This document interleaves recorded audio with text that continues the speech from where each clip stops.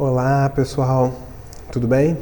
Eu sou o psicanalista Arthur Engel e estou aqui trazendo mais um vídeo aqui para o nosso canal do YouTube.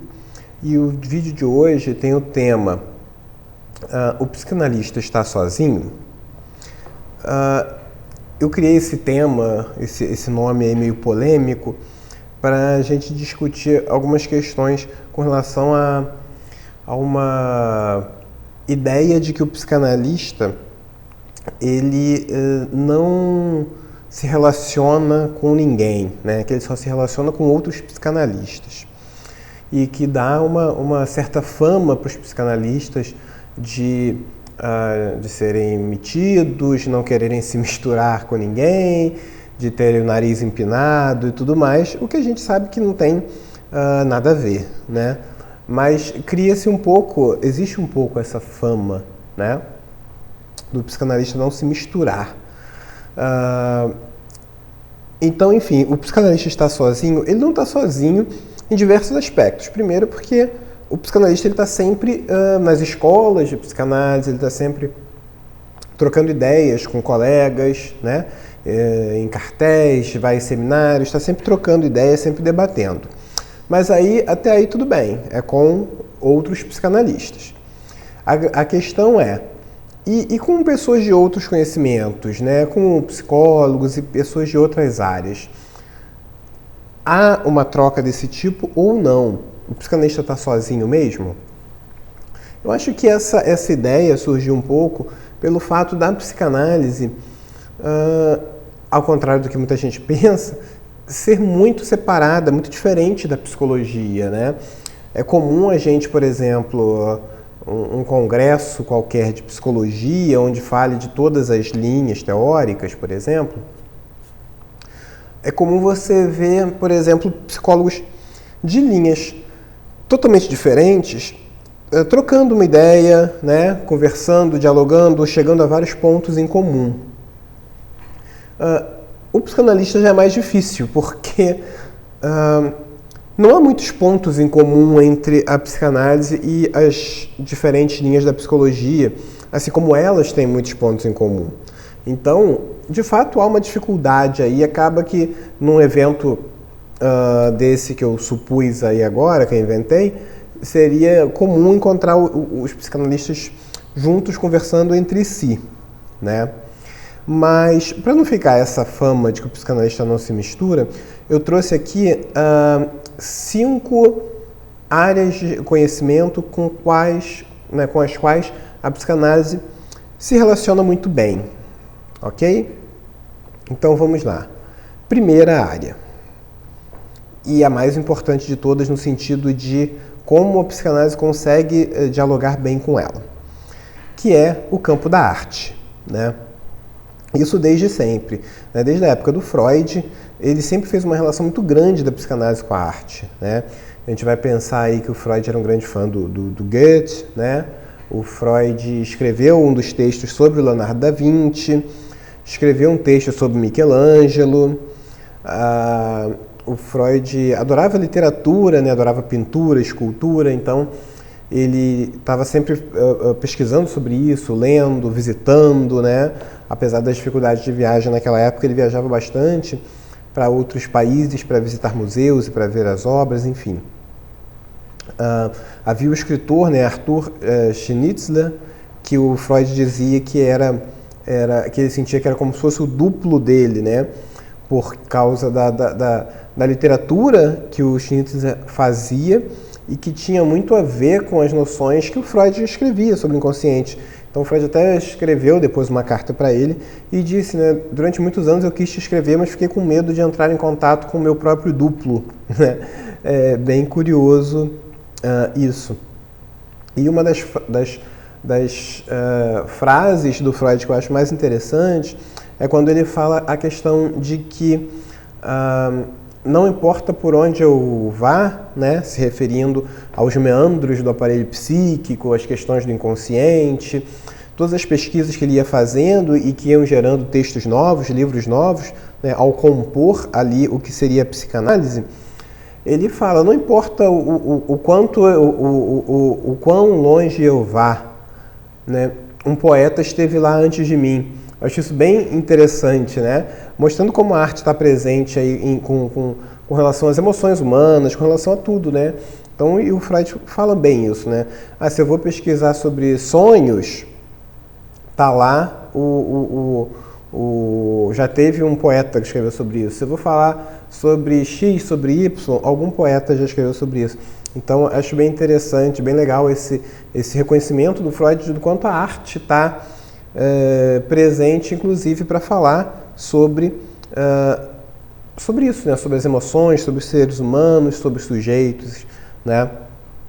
E isso não foi diferente também com Lacan, né? Que tinha uma identificação, por exemplo, todo o pessoal do movimento surrealista, né? Encabeçado por Dalí, tinha uma aproximação grande com Lacan, né? Achava interessante a teoria lacaniana.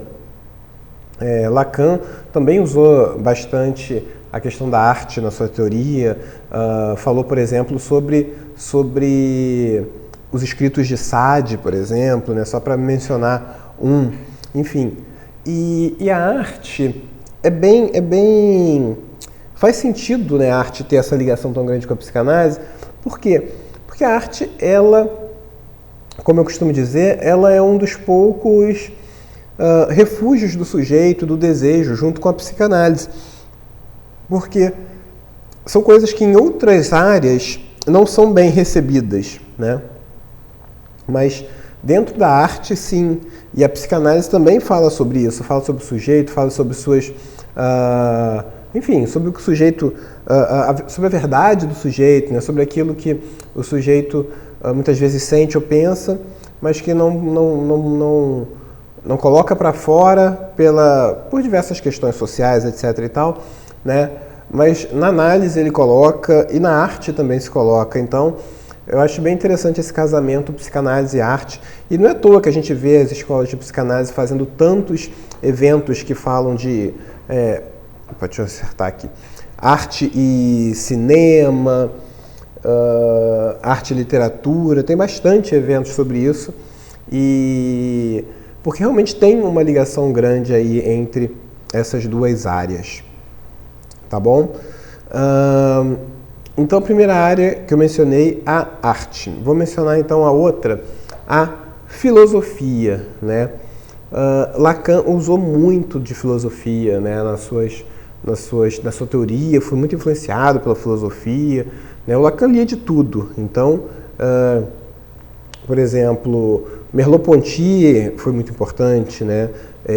Para Lacan, a questão de imagem, questão própria de sujeito, várias questões nessa área. O Lacan pegou, né, foi influenciado por Merleau-Ponty, né? Se a gente pega, por exemplo, Kant, o Lacan também usou bastante, Heidegger, o Lacan usou bastante, Hegel, né? Lacan fala muito de Hegel, especialmente no Seminário 17, mas não só lá, né, para falar da relação do senhor e do escravo. Platão, Lacan usa bastante, né, no Seminário 8, para falar da transferência, né, falar sobre o amor. Enfim, todos esses filósofos e muitos outros que eu não mencionei aqui, Lacan utilizou, né, para usar na sua teoria, para falar sobre o que eles trouxeram, né? Então a filosofia tem uma relação aí também legal com a psicanálise, né? Terceira, então, vamos para a terceira. A terceira eu fiz uma junção aí, né, de duas áreas, de duas ciências humanas importantes, que são a antropologia e a sociologia, né? E aí eu vou destacar a figura de duas pessoas, né? Vou destacar a figura do Lévi-Strauss, né? Até com a questão do mito individual, que o Lacan veio usar também, e vou usar o Marx, claro, que o Lacan usou muitíssimo para falar sobre sintoma, para falar sobre mais-valia, né? No Seminário 17, o Lacan fala muito de Marx, né? A mais-valia de Marx, o mais de gozar no Lacan. Então, enfim, o Lacan vai utilizar bastante Marx também ao longo da sua carreira, tá? Então, vou colocar aí esses dois juntos numa categoria só, antropologia e sociologia, certo? Vamos então para a quarta área, e essa quarta área então é tipicamente Lacan, que é a linguística, né? Lacan usou e abusou da linguística, vários linguistas famosos que o Lacan lia bastante, utilizou partes de suas teorias para criar a teoria dele, né? E eu vou mencionar apenas dois aqui. Vou mencionar o Ferdinand de Saussure, com toda a questão do seu curso de linguística geral, né? Que tinha a questão do significante e do significado, né? Importantíssima aí para toda a teoria de Lacan, né? Enfim, né?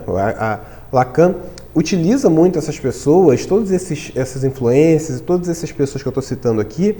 Lacan utilizava muito, o que não quer dizer que ele sempre concordasse, né? Muitas vezes ele utilizava para trocar, né?